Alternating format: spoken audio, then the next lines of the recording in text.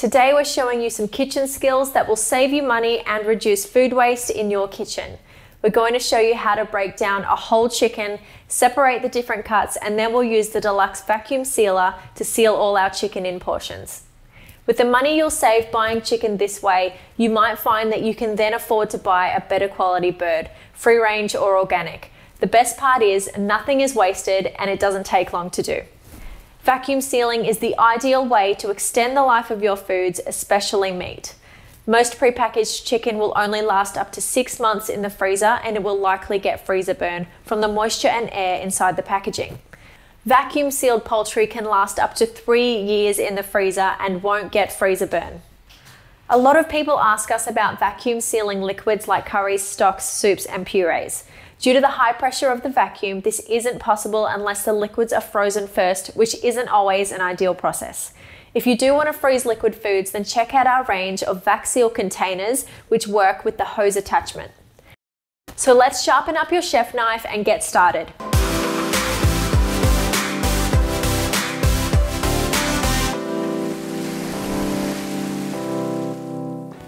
So we're going to break down 4 whole chickens today.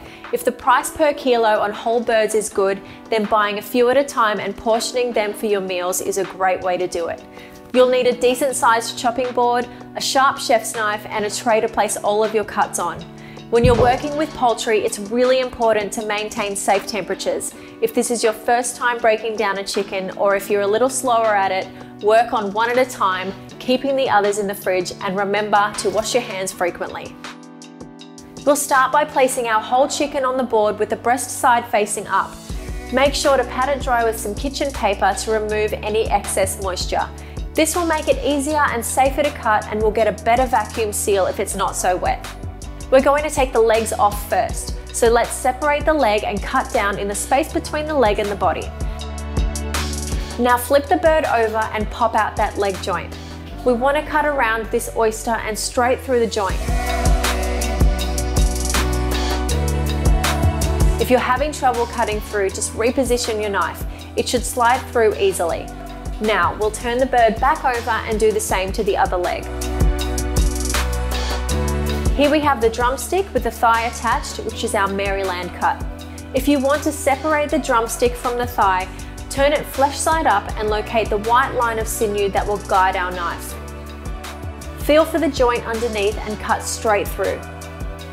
Next, we'll take off the wings by pulling the wing out and finding where it joins the body. Your knife should slide through the joint easily without much force, so take your time if you're having trouble.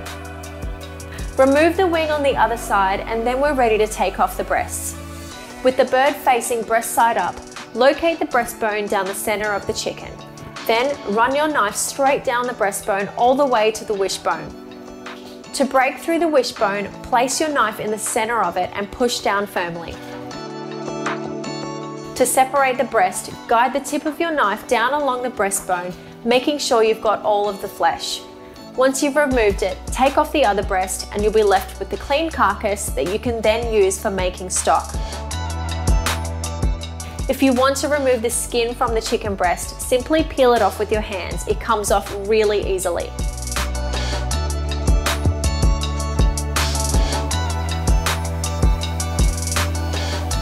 Now repeat the process with your other birds if you're doing more than one.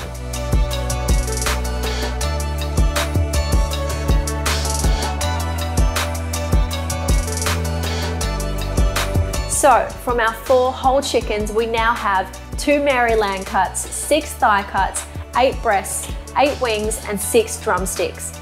Plus, we've got 4 carcasses that we're going to use for making stock. Zero waste, and you can see that if you'd purchased all of these cuts separately, then you'd be spending a lot more money. Give your hands a good wash and clean down your bench. Next, we'll prepare our vacuum bags for portioning and storing. Start by placing your bag roll in the vacuum sealer compartment and roll out enough bag to fit your different cuts and your portion sizes. You need to leave about 6 centimeters on each end to seal the bag properly. First, seal one end of the bag by lining up both edges in the seal mounts. Close the vacuum sealer lid and lock the handle. Press the manual seal button and you have one end of your bag sealed. Place 2 chicken breasts into your bag or however many you are portioning for your meal and space them nicely in the bag. You'll get a much better vacuum seal if you don't overcrowd the bag and space out items evenly. Place the open end into the seal mounts as before and lock the lid. For raw meat, we use the moist and normal pressure settings.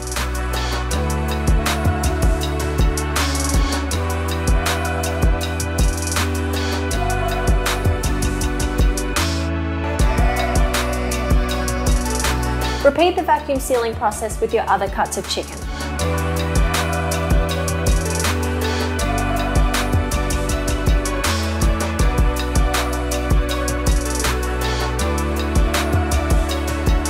It's a good idea to write the date you purchased or packed the chicken above the seal if you're going to freeze them, or the best before date that was on the chicken if you're going to be refrigerating them. So hopefully you now have the confidence and know-how to break down your own whole chicken.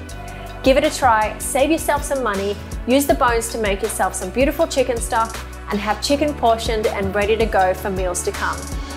Give this video a like if it was helpful, and don't forget to subscribe and turn on notifications. We have lots more Luvele life videos coming your way, so we'll see you again soon.